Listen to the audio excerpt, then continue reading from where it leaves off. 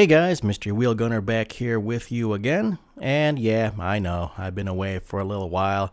Took a little break here for the holidays, but I'm back. Okay, we're going to do a little rimfire rifle action here. Yep, that's right.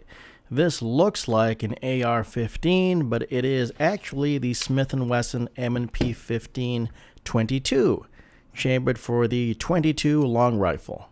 Now, this is the older version. The differences between this newer one, or this older one, sorry, the differences between this older one and the newer standard version are minimal. Let me just go through the differences real quick. So this older one has the quad rail system on the fore end. This was made back when quad railing was, considered really cool and tactical. Gun owners might be loath to admit it, but the gun industry is just about as faddish as the fashion industry. What's cool for a couple years suddenly becomes not so cool. Anyway, this has the quad rail system, and this came with these quick detach sights. The front sight is pretty much non-adjustable. All the adjustments are made with the rear sight, which can be adjusted for windage and elevation. The newer standard version of this rifle does not have the quad rail. It has the slim fore end with the M-lock slots. Now, it still has the top Picatinny, so you don't have to buy any M-lock accessories just to mount something on the top. But that's pretty much the main difference between this older version and the newer one. So older version quad rail, newer version M-lock. And also the newer version has flip up mag pull front and rear sights. So that's kind of cool. They are actual mag pulls, not not knockoffs. So there's a little bit of value there. Everything else with these two rifles is going to be about the same, so let's get into that. This has a 16.5-inch barrel. It's mostly polymer, so it's got a polymer lower, whereas a real AR-15 would have an aluminum lower. Having as much polymer as possible on this rifle really cuts down on the weight. This is a very lightweight rifle. Now, of course, it is steel where it needs to be steel, but where it can get away with polymer, it is polymer. And that makes sense. I mean, it's chambered in 22 long rifle. It's not like the 22 is going to really stress out any of the components, and it's not going to be stressing out the frame or the receiver or anything. The controls are laid out just like on an AR-15. On some of the cheaper, plinking style auto-loading rimfires that kind of mimic the look of an AR, they only mimic the look, but this M&P 15-22 actually has the controls functional. They're not just molded in to look like AR controls, they actually are real controls. So the mag release is where it should be, where you can hit it with your index finger. The safety lever switch is right there near your thumb. The bolt catch release / ping pong paddle is exactly where it should be. And the charging handle is in the back, and yes, it's functional. It's not just molded in. Now, there are a few things missing from a real AR-15. There is no door for the ejection port. There is no forward assist. And there is no gas tube here in front, so there is no gas block either. This is not a direct impingement rifle. It's just a 22, so it's a direct blowback system. It comes with one 25-round magazine. That is, of course, assuming you live in, a state that allows you to have such a thing. If you live in a state where, you have to buy the compliant version of this rifle, then you're going to get stuck with the 10-rounder. The 25-round magazine has a little window here, so that's kind of neat. You can see how many rounds you got left. It's also kind of interesting how the cartridges stack in there. They have this kind of like half stack thing going. You can see here in this B footage how the rims kind of interlace with each other there. Pretty interesting. It also means that you got to be careful when loading this magazine. Just pull down the reloading tabs just enough to slip a new cartridge in there. Okay, don't pull it all the way down and just try to dump a whole bunch of cartridges in there. You got to make sure those rims interlace properly.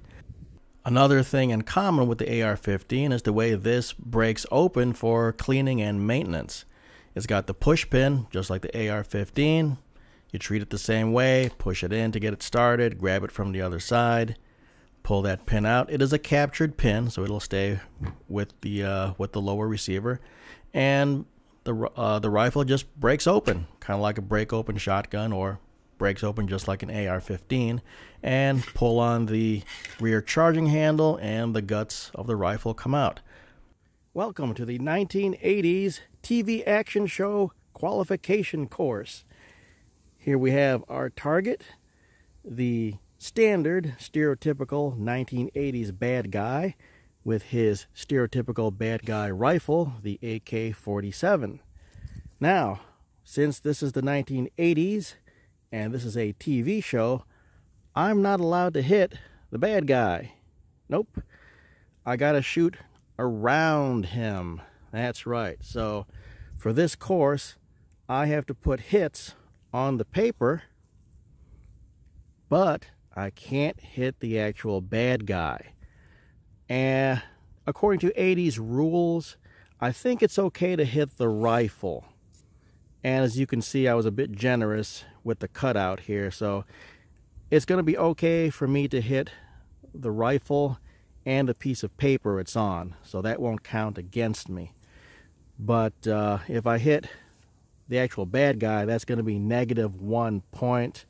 I get 1 point for every hit on the paper that is not the bad guy.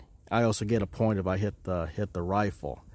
Anyway, I'll be using a 25 round magazine, and since it's the 80s, we'll make 80% the qualifying score. So 80% of 25 is 20. I gotta put 20 hits on the paper or on the rifle, but not hit the bad guy. And since this is the 80s, it all has to be done hip fire. Yeah, this should be fun. All right, slime ball, you've met the A-team.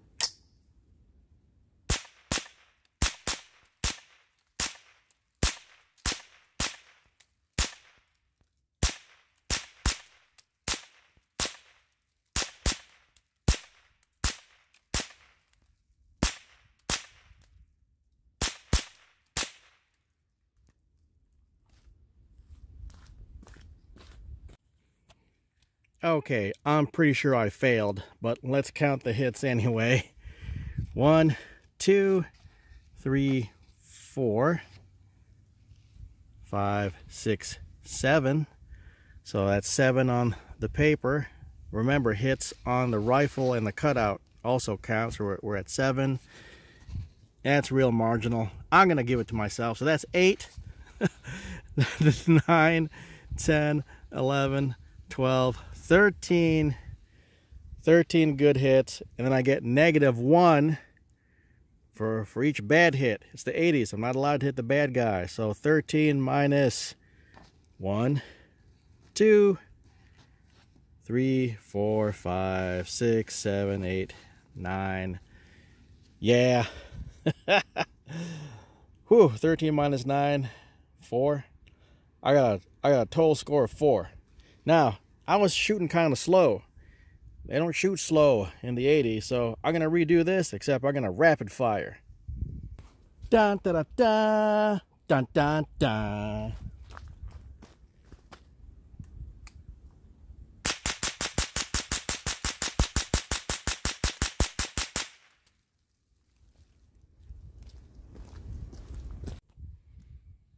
Okay, I'm a little biased towards the left side here. I think I may have done a bit better this time.